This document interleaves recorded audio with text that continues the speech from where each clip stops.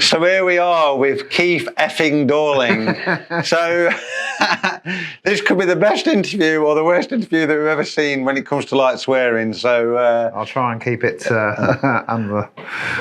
So obviously a legend. Most people watching this are going to know Keith. He's been time trialling for as long as I can remember. My longest serving athlete and still going strong. Well, apparently this is going to be his last year, but he does say that to me every season. So my last full year. Yeah, last full year. Strong like a tree, there's roots where I stand. Oh, I've been running from the law.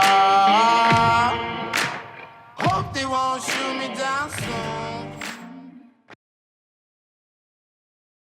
So racing at 65, Keith, it's been an incredible journey.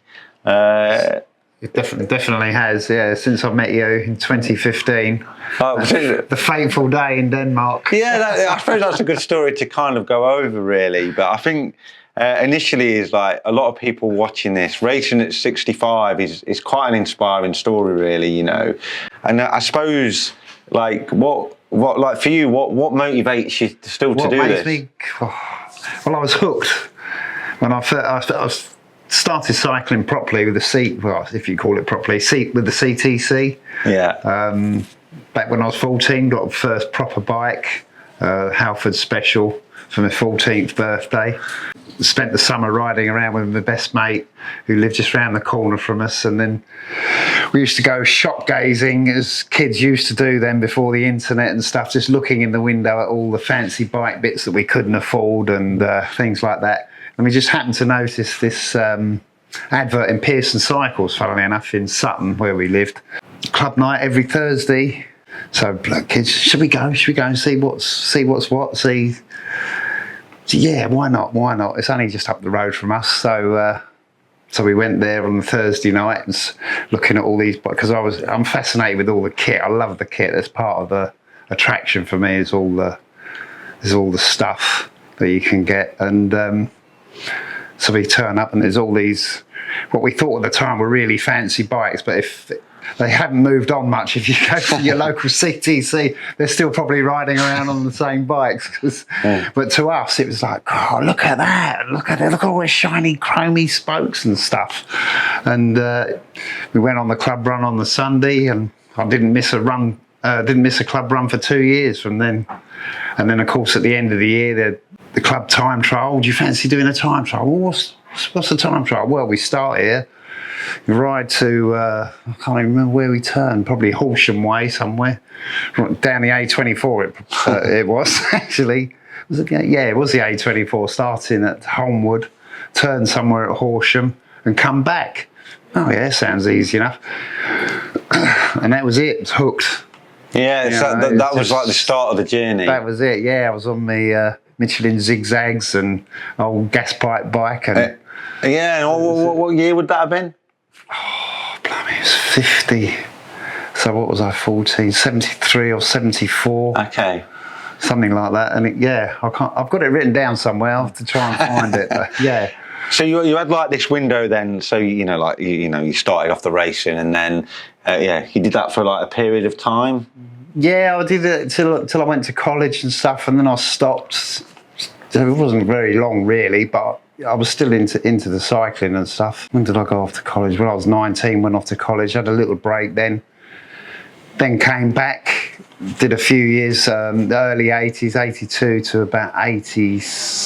When did I get married? 86, I got married the first time. I don't want to get into those journey, yeah. And as you know, you stop, have a kid and no cycling, and then I thought, I've got to do this. My mates were still doing cycling, so I got back into it, much to the disgust of my wife, and that was the end of that. Not the cycling, the wife. Cycling's always first. And that only lasted a few years. Then I had another little break. I can't remember what happened then. Oh yeah, then there's the second model. She hated cycling even more. So after that, I moved up to Essex. Yeah. Then I stopped cycling totally, which is total bizarre. Yeah. I didn't ride my bike from 2000 to 2012. Wow. And it was Wiggo that inspired me, winning the Tour. I think that was a big, like Wiggins actually doing the racing, like the Tour de France inspired like a lot of people. Yeah. Oh, definitely, yeah. It was for me. And then, of course, the Olympics were just down the road from where I lived. Yeah, I just thought, if I'm going to do anything, because I always had unfinished business, really. I always thought I could do better than I did when I was time trialling and stuff. And then I guess that led us into, obviously meeting me back in Denmark. Meeting Dan in Denmark, meeting Matt in Denmark. I already forgot my name. Yeah, we parked next to Matt and my mate that I think it was John Golder. Johnny Golder said, "Oh, that's Matt Bottrell." Okay, who's he? Matt Bottrell. He's one of this. No, I'm good. And then Matt's got his bike out of this pillar case that he put in the plane, and the bike's all broken up. And I said, "Oh, you can borrow my bike if you like to go around and do your warm up and stuff." And Matt's going, "Oh, can I? Really?"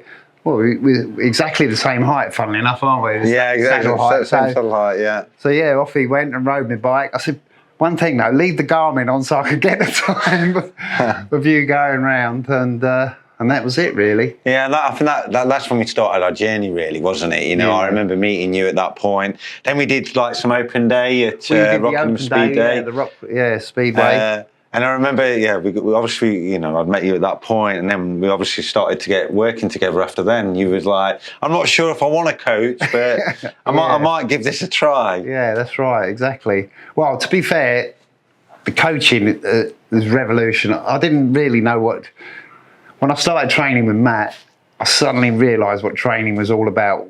Before, we just sort of go out with a couple of mates, have a ride around, come back, think we were knackered.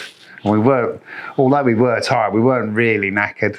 We didn't know what we were doing, just usual. Oh yeah, how many hours you done this week? Oh yeah, I've done this, I've been out there, but it was really inconsistent.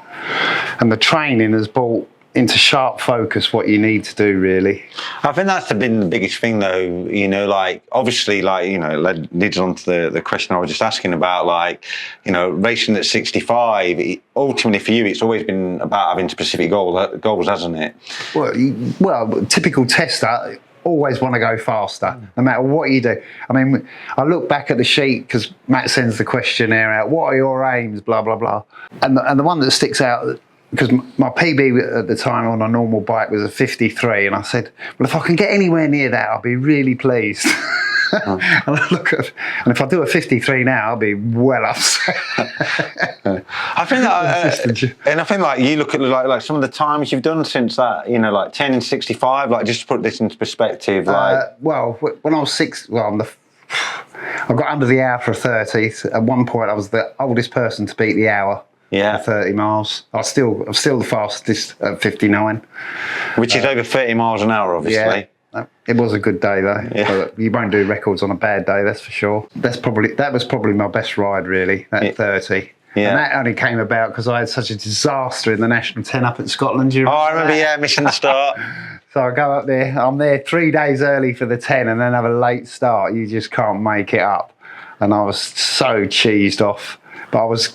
On the way back, I was going to Matt's to get a new time trial. Well, Matt's old time trial bike. So he did the bike fit, and the following Saturday, it was like, well, I suppose I've got to ride, because it didn't look a particularly good day, to be fair. And lots of people didn't start, which they totally regret. And I thought, well, I've got to start. I've got this new bike, see how it goes. Got to the turn, I was under half an hour to the turn, so it was like 15 miles, and I thought, Christ, it's going to be a nightmare coming back. Round the roundabout, back down the slip road, and I thought, Jesus, I'm going just as quick coming back. And apart from blowing in the last sort of mile, I was, it was just incredible, really. And tell us, obviously, you've had this success on the bike. It's not always been easy, has it? But definitely not. What, he's still driven? He's still got, goals you want to achieve? Got goals, yeah. I want the 10 record now. So that's the next target? That's my, if I can get that, I'll be well happy. But a 65-year-old. What is it? 1950. I did a 1958 this year, or last year. So I think I can definitely do it. My PB's 1945, which I only did the year before, so. And how do you find, obviously, you're getting older, unfortunately now. I'm getting old. But I feel... Yeah, I feel stronger really, and now I've started the gym work after much nagging. I think that's the big, and the infrastructure of your training, like Keith, just tell us like how it, like how do you infrastructure it all? Like how do you, obviously I write you a training program, but you've got well, that's the thing. It's like consistency, isn't it? I think that's the big part. Well, that is the worst bit. I think some days I am absolutely shattered, really. Sometimes, especially after I do the club run, I insist on doing the club run on a Sunday, so I could get a bit of calf stop with a calf stop, so I can else because I train on my own all the time. So Sunday sort of is like a mental. It's for mental health, really. So I'm at least talk to someone. It's usually shouting at them when they drop me on the hills because I'm really good at hills, as everyone will tell you, and. So I must go on the club run. So I'm usually shattered on the Monday, and I think, he sent me bloody training. I've got to do it, else I'll get a nag from the frigging training not doing. So that's the best bit about having a coach, as far as I'm concerned. Really, is it's the accountability, really. Yeah, I think that, the feedback. Obviously, we've got quite a special relationship, and I think that's, like when we started this gym, I never expected it to be the way nor did I. Yeah, still dragging you on these training camps. Like if I go somewhere, generally you'll see Keith with me. Yeah. So I always think, last year we came to Lanzarote, and I said I'm never coming to this place again. And here I am. I know, but I think that one of the biggest things that we've kind of you've had these specific goals, but we've always broke those down. Sometimes you'll go on a training camp with your friends, or last year we did the Marmot. We broke it up just to kind of free things up a little bit. We did a few different things, wasn't it? Because I was sort of floundering around and thinking, what can I do? Because I was at the end of my age group. The age group things, obviously at 65, I ain't going to win anything now against all the youngsters, but I can definitely compete at my age group. So they're my big aims, really. How do you find recovery is changing as you get older? With the recovery changing as you get older, like time between sessions? Well, I'm dead lucky because I have a very understanding wife. And Wendy. Part of the reason I train is because if I didn't train, she'd have a list of frigging jobs to do at home. So while I train, I don't have to do all these jobs she wants doing around the house. Yeah, I get plenty of time to recover. My days, I get up, walk the dog, come back, have a bit of breakfast, walk the dog, have a little bit of a rest after that, do the training, lunch, sleep, get up, have tea, go to bed, and repeat. But I think that's so I'm in a dead lucky position. I admit I'm in quite a unique position. Creature of habit, though, I think that's the biggest thing, isn't it? Yeah. I think that's a lot. Whether you're, you're an older athlete, you're starting out, it's the consistency is a key part to the training itself, really, isn't it? Yeah, definitely. And one of the things, obviously we've changed, we've always changed things, over the years. One of the biggest things we've incorporated, is strength work into your training this year. Right, that's right. Yeah, definitely down the gym. And have you found there's been gains from that? I think I will get gains. I feel stronger. Yeah. But who knows? Till you actually stick a number on, I don't think. But the numbers are there, aren't they? I'd definitely say I'm putting out the same. Yeah, because everyone's telling me this sort of drop-off curve from 60s, gentle, get to 65, get steeper and steeper, and 70 is you almost sort of fall off a cliff. So I'm fighting that, but I do feel strong. Even on the club run, when you're up against some of the younger lads, I can feel the benefits of it. Oh no, it's early days. And I think one of the biggest things I've seen just being out here, on this training camp now, that especially over those long endurance rides, and I'd definitely say that on the hills and stuff, you definitely you're on top of the gears. You seem to be recovering a lot better as well. Yeah, well, I'm trying to keep out of the red as much as possible. Following you after the climb. But I think that's knowing your own body. It's probably taking you a long time to get to that stage, hasn't it? Well, exactly. It took me years to learn how to pace, and that has been the biggest secret, because obviously the power is dropping off slowly. I'm not putting out quite as much as I did when I first started. Yeah. But I'm going faster, and I put that all down to learning to hold the position, and the pacing, not starting off like a jackrabbit out of the box and then 2 miles down the road thinking, Christ, what have I done there? I think that's the hardest part for like a lot of people. You know, like when they start on the journey of doing any type of event, it's just like that. Like the pacing strategy is like the key part to it. Sustaining the position, whether it's a road bike or a time trial. I remember first meeting you used to call you the Nodding Donkey. He used to ride his bike. Oh yeah. I mean, Wendy's got some films, some little video clips, and if you look at those, they're horrendous. Because I'm fighting the bike, thinking it was all about getting as much power out as possible, and I was like, Bob, and you could see it. And now, dare I say, it's pretty, until I get towards the end, it gets a bit raggedy, but I'm usually chasing the line. Oh no, absolutely. And I think that but it's been inspiring to watch like everything that you've done, Keith. You know, like, and I think we've got like some real good goals that we're going to keep working towards. Yeah, definitely. How do you find structuring a week for Keith now he's 65? So you can't do VO2 every day. No, I think that's the biggest thing. Like what happens for a lot of athletes when they, you know, like they do get older. Like VO2 max is like the big thing that's going to drop off. Session. What I've found with Keith is initially we always start, you know, it'll end like his year.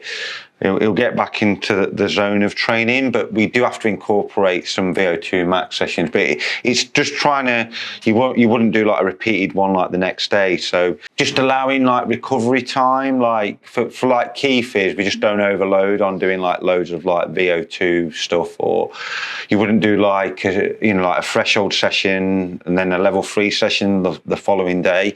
It's just allowing like recovery, like that good work to always like sink in. And then sometimes, for example, Keith, like I'm always thinking about like what he wants to achieve for like the year. I know that he's going on like specific training camps. So in between like the camps, we'll probably include like a lot of intensity, but then we would back that off going into like a camp itself really. And then once he starts to race, then I would generally back like one of those quality sessions off really. And then always like listening to his feedback. Like Keith's like really good at like feeding back to me and just knowing his own body. And I think that evolved like over time. Yeah. I mean, when I first started, because I said to Matt, I've got all the time in the world now. And I'm still like doing 10, 12, I'm thinking, old school, thinking, Christ, I could be doing twice as much as this. But after a few weeks, I was thinking, bloody hell, this is killing. It's just ridiculous, really. And that's where I come back to not knowing what real training was all about. Yeah, you managing get on nutrition. the turbo before, and you'd get a bit sweaty after an hour. I think, oh yeah, that was really hard. But until you have your sort of set numbers to hit, then you know what training on a turbo is and I think about. For a lot of people as well, like nutrition's become a key part, like remembering to drink. Like still someone always reminding him now after all like these years, like terrible. Especially like all, you know, like people that have ridden in the sport for a long time. There was always this thing that you'd only have one bottle. It didn't matter if it was 10 miles or 100. No bottle in some cases. I've got the eating bit. It's the drinking bit now I need to work on a little bit. So I guess the moral of all of this is you're never too old to learn. No, definitely not. Definitely not. Or too old to race, really. No, absolutely. So, and I think one of the things we need to touch on in this video is not related to being 65, but Campag. Tell us about the Campag thing. Proper. So we're not a Shimano fan here? No, we don't. We don't have Shimano in the house. No. So where did the Campagnolo thing start from? Look, window gazing in the shops at Reed's. If anyone remembers Reed's in Wimbledon, my mate used to sit there and just look at all this kit. A good friend of mine used to work at Holdsworth's and bring all the old team Campag gear down at club night, and sort of, you can't believe it now, be selling a Nuva record rear mech for £1 and a match. It's just ridiculous. Yeah, and that's where it all comes from, really. It's just something that I've grown up with. Obviously now, if you started, you probably all just have Ultegra or some nonsense like that, and it's pretty boring. But no, Campag is proper. And it has to be built onto a Colnago, obviously. And built onto a Colnago, yeah. I do allow a bit of SRAM on that, because you can't beat SRAM on the time trial bike, I have to say. The wireless makes it so simple and easy. Can't quite afford the new Campag wireless, but we're working on it. Don't tell the wife. But honestly, Keith, it's been an absolute pleasure working with you. You know, like we'll be friends. Yeah, no, I've enjoyed it. Forever. Even though some days I do swear at you while I'm on that turbo. He forgets how old I am. But that's why we're always making the gains, mate. And exactly. may that long continue. Even if this is last year, Wendy, watch this space. But it's been a pleasure, Keith, and Thanks very we'll much. carry on. Yeah, definitely.